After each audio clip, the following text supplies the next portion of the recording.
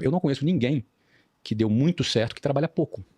Uhum. Não é uma coisa, sabe? O trabalhar bastante, trabalhar muito, não é tudo. Uhum. Se fosse tudo, todo mundo que trabalha muito Sim. teria prosperado. Mas todas as pessoas que eu conheço que construíram alguma coisa relevante, elas eram chegadas ao labor. Elas gostavam de trabalhar. E, de preferência, elas se apaixonavam por aquilo que ela estava fazendo. Ela atribuía algum significado àquilo que ela estava fazendo, o que fazia com que ela fizesse aquilo por muitas horas por dia, repetidamente. Então, trabalhar bastante, ela não é assim a garantia do que você vai prosperar e enriquecer. Mas todas as pessoas que eu conheço que começaram do zero, que construíram seu negócio, trabalhavam bastante. Então, acho que esse é um ponto. Eu vou falar só 3 pontos aqui que vieram à minha cabeça, tá? Um outro ponto que eu vejo é alguém que não seguiu o padrão. Porque o padrão, se você for pegar ali a lista de todo mundo que enriqueceu, você vai ver que a maioria são empreendedores, depois você vai para atletas, depois você vai para artistas. Raramente, é um percentual muito pequeno, que são aqueles caras que chegam no topo da cadeia corporativa e enriquecem como executivos. Esses são uma minoria. Agora, o restante da pirâmide não vai enriquecer. Então, se a gente tem todo um modelo tradicional, um modelo de ensino tradicional, todo um status quo da sociedade que te conduz ou a ser um funcionário público ou a ser um funcionário CLT, ou seja, o cara que conseguiu se desgarrar desta linha de montagem e teve a coragem de, cara, sei lá, ser um atleta, porque o cara, para ser atleta, tem que ter coragem. Sim. Durante um bom tempo, um atleta e um artista convive com olhares atravessados, convive com olhares desconfiados de como quem pensa que ele é um vagabundo, você entendeu? E ele tem que ter uma convicção muito grande durante um período para conseguir atravessar esse processo, até ele começar a ter um resultado a ser reconhecido. Então, e muitos não conseguem ser reconhecidos nunca, jamais. Então, assim, esse cara, ele tem que ser um cara um pouco rebelde, um pouco fora do padrão, um pouco saindo, sabe? Geralmente vai ser aquele cara que sofreu bullying na infância, sabe? Aquele cara que vai ser aquele cara que não era muito popular e de repente, ou era taxado como problemático, e de repente esse cara, por ser diferente, ele pega um caminho que vai levar ele à prosperidade, porque os caminhos que levam à prosperidade são, na maioria das vezes, estatisticamente, fora da linha de montagem natural da sociedade. Então, eu acho que essa característica do cara ser um pouco diferente, eu percebo nas pessoas que se deram muito bem, que cresceram, você vai ver alguma história ali desse cara, ou é de bullying, ou é de diferente, ou que foi expulso da escola, ou alguma coisa diferente. Não é? O muito certinho, o inteligentão muito certinho, geralmente vai trabalhar para o problemático. Né? O muito inteligente, geralmente, trabalha para o mais corajoso. E o mais corajoso é o fora do padrão, porque o padrão é diferente. Então, eu também citaria essa característica aí que tem. Outra coisa é o cara um pouco obcecado. Ele é um pouco obcecado. Todo cara que deu certo, ele é um cara meio obcecado, entendeu? É uma palavra negativa, obcecado, parece uma coisa... pode não ser saudável em alguns momentos, não é? Mas ele é um cara que não tira as coisas facilmente da cabeça. Ele é meio obcecado com aquilo. Ele acorda pensando naquilo, ele dorme pensando... São características que me vieram à mente agora de pessoas que eu conheço que deram certo. Você percebe essas características em comum. O que me veio aqui é que o cara que fica milionário, a mulher que fica milionária, ele é como um carro que é abastecido com combustível diferente.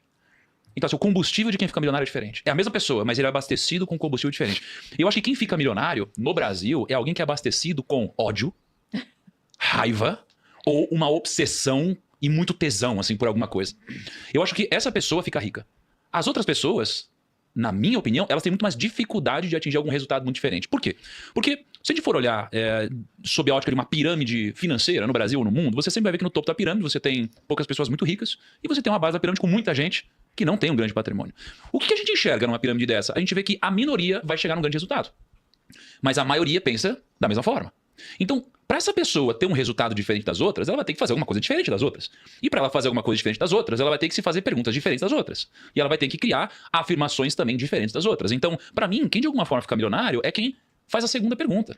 A primeira pergunta é a que todo mundo faz. Agora, a segunda pergunta é a que pouca gente faz. Então, a segunda pergunta seria esse segundo grau de pensamento, mas talvez de uma forma menos filosófica e muito mais instintiva. Porque quando o Flávio falou do cara que sofre bullying ou tem algum pensamento diferente, eu também, as pessoas que eu conheço que são ricas, elas têm um probleminha, cara. Elas têm alguma coisinha diferente. Ela se veste diferente, ela pensa diferente, ela fala diferente, ela tem trejeitos diferentes e ela tem uma visão não convencional do mundo. Só que eu vejo que a gente começa, talvez na vida, tendo uma responsabilidade, uma obrigação de trabalhar muito mais em horas do que no futuro. Por quê? Porque no futuro, Se você for olhar para uma pessoa como um Flávio, que gerencia sei lá quantos milhares de colaboradores, uma decisão dele impacta de uma forma muito profunda a corporação dele. Então, uma decisão bem tomada tem muita escala. No passado, talvez a força abraçal, a repetição da quantidade de tentativas, de execuções, de vendas, era muito mais relevante do que algo muito estratégico. Então, no começo, a gente precisa de muito mais horas de execução e trabalho duro, e no futuro, a gente precisa de muito mais trabalho intelectual, que escala muito mais. Então, no final das contas, é trabalho igual um cavalo. Para você ter sucesso, você vai ter que provocar algum desequilíbrio para que você alcance alguma coisa. Porque no equilíbrio, na boa, tu não vai conseguir, não. Então vai ter que ser uma superação, vai ter que ser um trabalho extra, vai ter que ser uma ideia genial que tu teve às 3 horas da manhã, vai ter que ser, sabe, um insight que você teve com a tua equipe, a equipe unida trabalhando. Ou seja, você precisa provocar um desequilíbrio na tua vida para alcançar alguma coisa. Você gastar 4 horas e meia no trânsito é um desequilíbrio.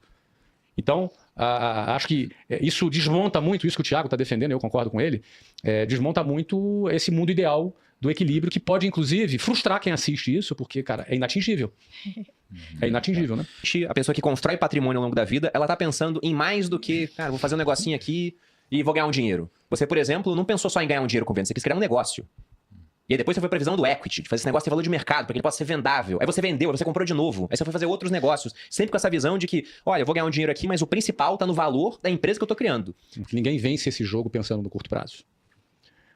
Mas existe aqui alguns aspectos do pensar em longo prazo que eu diria para você que, se o cara não estiver atento, ele pode fazer tudo certo com o dinheiro dele, pensar no longo prazo com o dinheiro dele, mas ele se ferrar.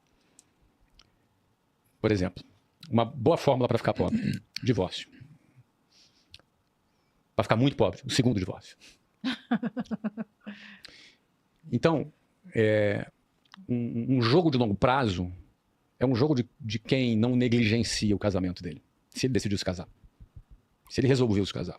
O cara pode ter decidido não se casar, mas se ele resolveu se casar, um sacrifício que ele não deve fazer é na família dele. Se ele sacrificar a família dele por causa do dinheiro, ele vai ficar sem família e sem dinheiro. Vai ficar sem os dois. Então eu penso que dando um exemplo aqui, alguns aspectos que não são só apenas o financeiro, como o Thiago fala muito, o risco da ruína, por exemplo. Hoje em dia a gente está com aquela febre das bets, né, das apostas. Sim.